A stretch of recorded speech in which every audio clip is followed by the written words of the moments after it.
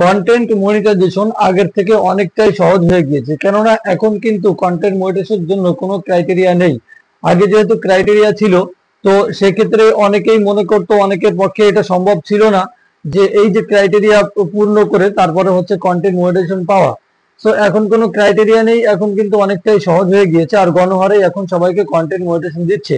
তবে একটা huge of people যারা হচ্ছে কন্টেন্ট মনিটাইজেশন পাচ্ছেন না, সেটার জন্য কয়েকটি রিজন রয়েছে। আজকের গল্পগুজবে আমি আপনাদেরকে সেই কয়েকটি রিজন একদম সহজ সমস্যার সমাধান দিয়ে দিব।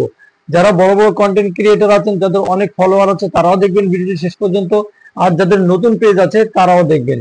আর নতুন পেজকে কিন্তু ফেসবুক এখন অনেক বেশি অগ্রাধিকার দিচ্ছে, নতুন পেজ, নতুন প্রোফাইল, এইগুলা ঠিক আছে। নতুন নতুন পিপলদেরকে ফেসবুক অনেক বেশি অগ্রাধিকার দিয়ে তাদেরকে কন্টেন্ট মনিটাইজেশন কিন্তু সেটআপটা পাঠাচ্ছে।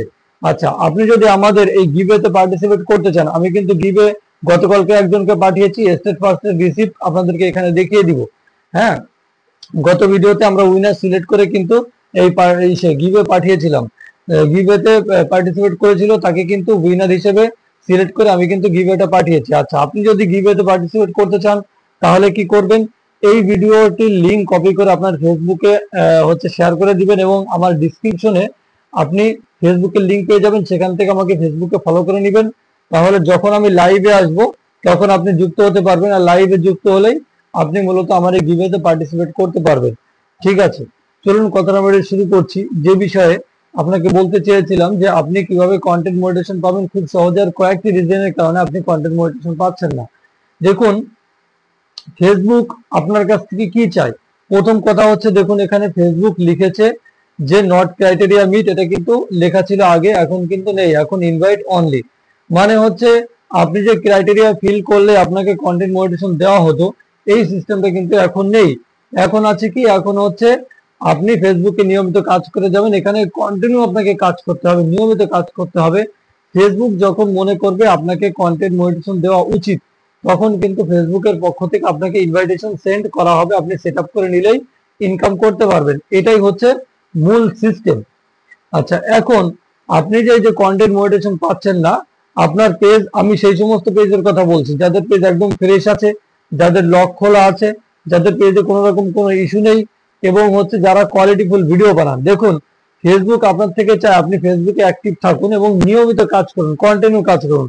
আপনাদের মধ্যে অনেকেই আছেন যারা হচ্ছে কি করে, একদিনে 4-5টা ভিডিও আপলোড করে দেয়, 10টা ভিডিও আপলোড করে দেয়, 4-5 দিন আর কোনো খবর নাই, বারবার শুধু চেক করে, বারবার শুধু চেক করে, মানে 4-5 দিন ভিডিও ছাড়ে না, বারবার চেক করে কয়টা ভিউজ আসলো, কে কমেন্ট করলো, কে লাইক করলো।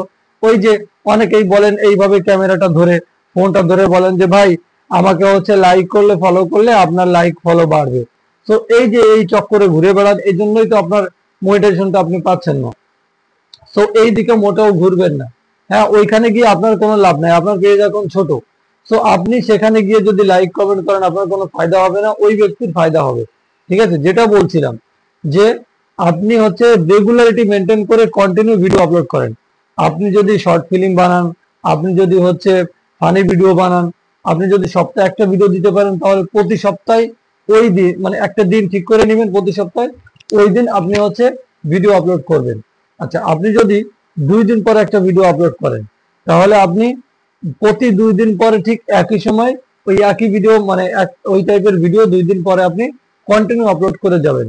আপনি যদি সন্ধ্যায় ভিডিও আপলোড করেন, প্রতিদিন সন্ধ্যায় আপলোড করবেন। আপনি যদি সকালে ভিডিও আপলোড করেন, ওই প্রতিনিয়ত আপনার কন্টিনিউ ওই সকালে ভিডিও আপলোড করে যেতে হবে। এটা হচ্ছে কন্টিনিউ রেগুলারিটি মেনটেন করা। দ্বিতীয় কথা হচ্ছে এই যে আপনি যদি দিনে 10টা ভিডিও আপলোড করে, আমি এরপরে একটা ভিডিও তৈরি করব যেখানে বলবো আনুমানিক কয়টা ভিডিও আপলোড করার পরে, যারা হচ্ছে শর্ট ভিডিও নিয়ে, ডুয়েট ভিডিও নিয়ে কাজ করেন, তো আনুমানিক কয়টি ডুয়েট ভিডিও আপলোড করার পরে আপনার পেজটি ভাইরাল হবে, সেটা আমি আপনাদেরকে বলে দিব, একটা ভিন্ন ভিডিও হবে সেটা নিয়ে। ঠিক আছে, আচ্ছা, যেটা বলছিলাম যে আপনি কন্টিনিউ ভিডিও আপলোড করে যাবেন। আপনি যদি দিনে 4টে ভিডিও আপলোড করেন, তাহলে প্রতিদিন ওই একই টাইমে আপনি 4টে করে ভিডিও আপলোড করবেন। ডিরেক্ট ভিডিও যদি বানান, দিনে যদি একটা করেন, তাহলে আপনি প্রতিদিন ওই একই টাইমে ভিডিও আপলোড করেন। মাল্টিপল কন্টেন্ট নিয়ে আপনাকে কাজ করতে হবে, শুধুমাত্র আপনি রিলস আপলোড করলেই হবে না। রিলস আপলোড করতে হবে, লং আপলোড করতে হবে, ফটো আপলোড করতে হবে, টেক্সট আপলোড করতে হবে, স্টোরি দিতে হবে, লাইভ করতে হবে।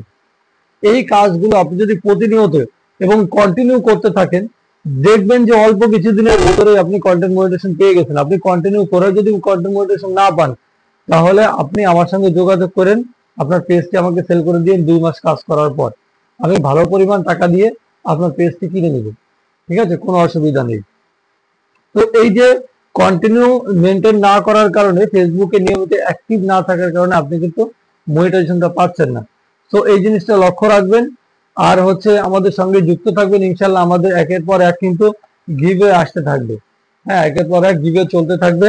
ধন্যবাদ আমার ভিডিওটি দেখার জন্য। অবশ্যই ভিডিওতে লাইক করে যাবেন এবং আপনার পেজের নেমটি আমার কমেন্ট বক্সে লিখে যাবেন, আমি পরবর্তীতে যেন আপনার পেজকে প্রমোট করতে পারি। ধন্যবাদ, আসসালামু আলাইকুম।